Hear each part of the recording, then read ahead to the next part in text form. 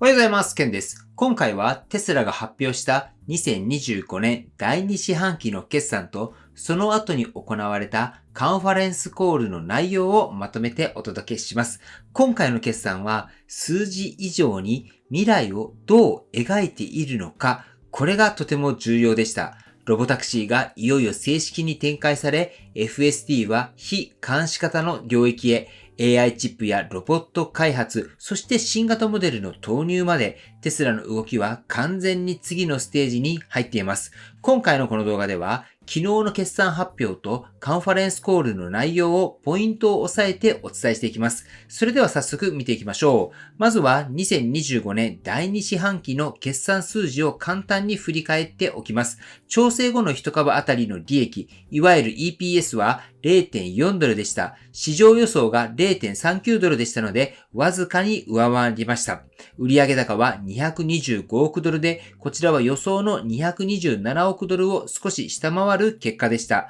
純利益はギャップベースで 11.7 億ドルとなり、引き続き安定した利益を確保しています。注目すべきは、ビットコインの再評価益がギャップ利益に含まれているという点です。ノンギャップベースではその影響が調整されてしまいますが、それでも利益水準をしっかりと維持しているというのがわかります。また、テスラの現金残高は368億ドルで、前四半期から2億ドル減少しています。フリーキャッシュフローは1億ドルと少し控えめな印象ですが、大きな問題は感じられません。数字だけを見ると、まあ堅調という印象かもしれませんが、実はこの決算の本当の見どころは、この後に続く未来の話です。では、ここからが本番です。続いては FST とロボタクシーの話題に入っていきます。今回の決算発表とカンファレンスコールで最も注目を集めたのが FSD、完全自動運転とロボタクシーに関する話題です。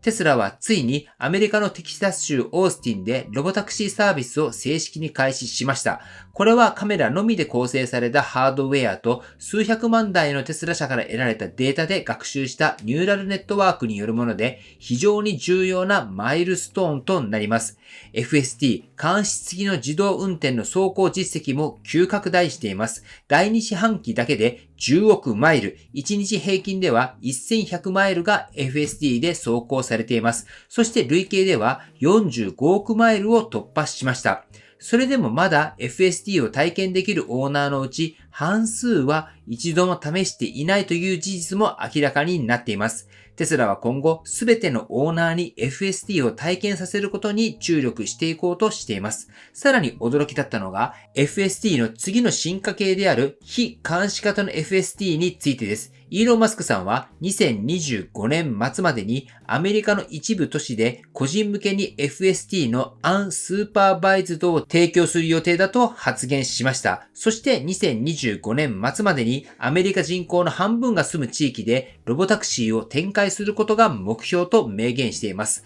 もちろん欧州ではまだ FSD は正式に承認されていませんが、まず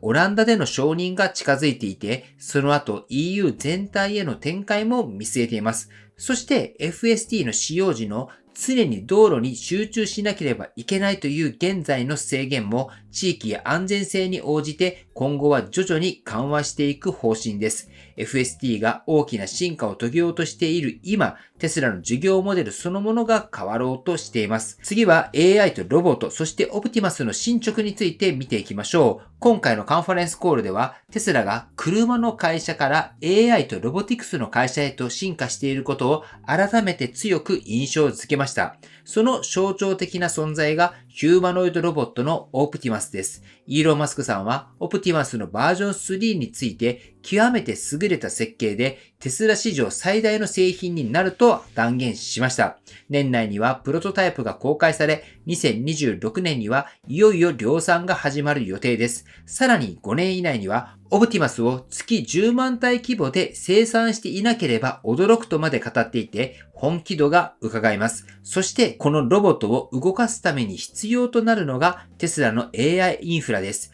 今回の決算では AI トレーニング用スーパーコンピューター道場2の計画についても言及がありました。イーロン・マスクさんは2026年には H100 換算で10万機規模の道場2が本格稼働する見込みだと発言しています。また次世代の FSD チップである AI5 についても興味深い発表がありました。このチップはあまりにも高性能なため、海外向けには性能を抑えざるを得ないとのこと、アメリカの輸出規制に抵触するレベルで他社を大きく上回る性能を持つことが示唆されています。量産は2026年末からの開始予定ですが、2027年初頭にずれ込む可能性もあるとのことです。イーロン・マスクさんは、テスラはリアルワールド AI において世界一だとも語っていて、ウェイモや Google とは一線を画すと強調しています。この AI とロボティクス領域への大規模な投資こそがテスラの次の成長ドライバーになるのは間違いありません。では次にテスラのエネルギー部門とグローバル展開の状況について見ていきましょう。まずエネルギー部門ですが、今回の決算では特に注目されたのが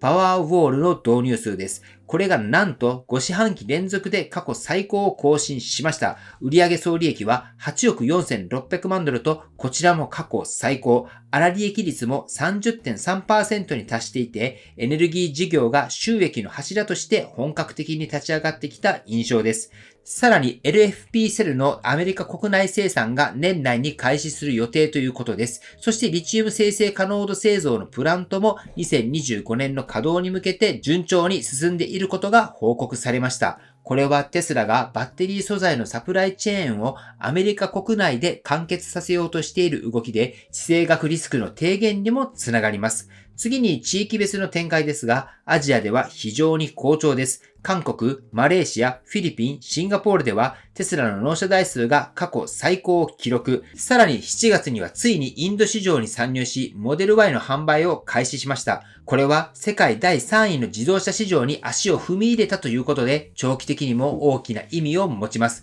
一方で、欧州でも新型モデル3がユーロ N キャップで最高評価を獲得し、ノルウェーやトルコ、オランダ、スイス、オーストリアではモデル Y が販売1位となっています。FSD の展開については中国や欧州でも引き続き承認待ちですが、着実に準備が進められています。最後にアメリカ市場における興味深い戦略について触れておきます。今年9月末で EV 補助金が終了するため、現在は駆け込み需要が発生中です。また、今回新型モデルは第4四半期になりそうと言われました。つまりテスラはその補助金が終了した後のタイミングで低価格帯のモデルを Q4 に発表予定というふうにしているのではないかと思います。これにより補助金なしでの価格競争力を発揮し、市場の勢いを失わずに次のフェーズへ進もうとしているのではないかなと思いますけれども、どうでしょうか。テスラは今、世界中のあらゆる市場でポジションを固めながら、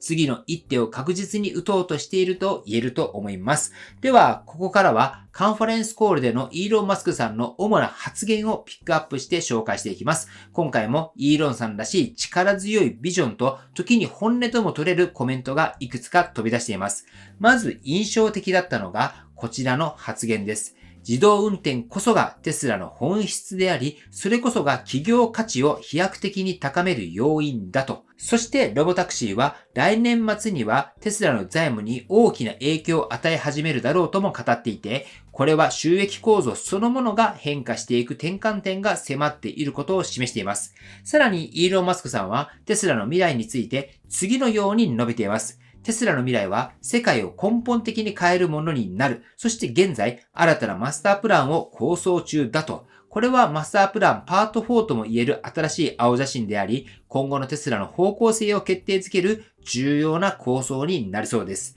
一方で、個人的な懸念も出てきています。現在の自身の議決権が 13% にとどまっていることに対し、AI やロボティクスという極めて重要な領域に進む中で、このままではアクティビスト株主に追い出されるリスクがあると発言。テスラをいい方向に導けるだけのコントロールを持ちたいが、暴走できない程度のバランスも必要ということで、経営とガバナンスの難しさに言及しました。また、オプティマスや AI の発表について AI デーをやると競合がスライドをフレーム単位でコピーしてくるというコメントもありました。それでも株主総会ではオプティマスや AI について一定の情報開示を行う意向を示していて、慎重に見せる部分と守る部分の線引きを意識しているようです。イーロン・マスクさんの発言は常に賛否を呼びますが、確実に言えるのは未来を動かそうとしている中心にテスラがあるということになります。今回の決算とカンファレンスコールを通じて僕が強く感じたのは何回も言っていますが、テスラがもはや車の会社ではなくなってきているということです。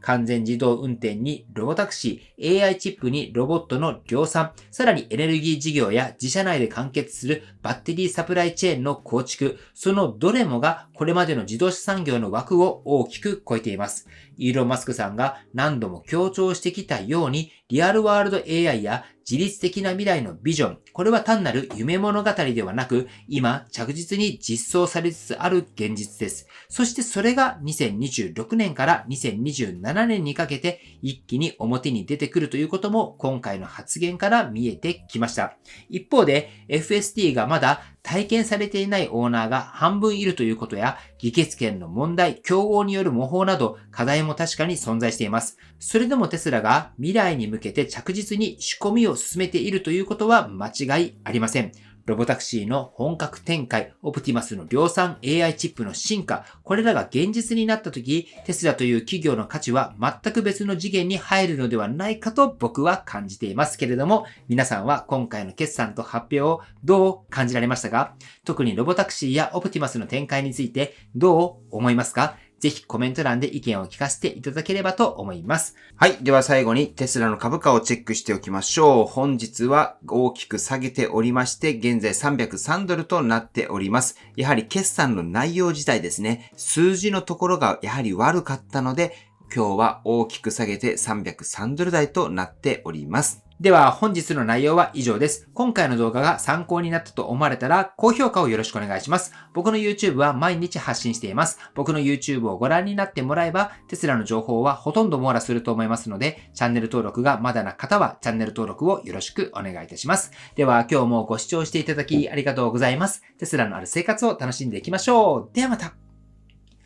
推進です。もし企業の経営者の方や建築設備関係のご担当の方で空調の電気代を抑えたい、環境対応に取り組みたい、そんな課題をお持ちでしたらお知らせしたいイベントがあります。今週の日曜日の7月27日に熊本にあるエコファクトリーの本社で次世代空調エコウィンハイブリッドの無料体感会を開催します。この空調、冷風も送風音もないのに真夏でも本当に涼しいんです。実際に体感された方はほぼ全員がこれは体感しないとわからないとおっしゃっています。企業にとっては電気代の削減、SDGs への対応、快適な職場環境づくり、この3つを同時に実現できる空調ソリューションです。僕も今週日曜日、現地に同行します。福岡からは一緒に車で向かいます。あと2名最大で乗ることができますので、福岡から一緒に行きたいと言われる方は今日中に連絡の方をよろしくお願いいたします。そして熊本空港からの送迎も行います。熊本空港に着の方は僕の方に連絡をください。そしてこのエコファクトリーの体感会ですけれども、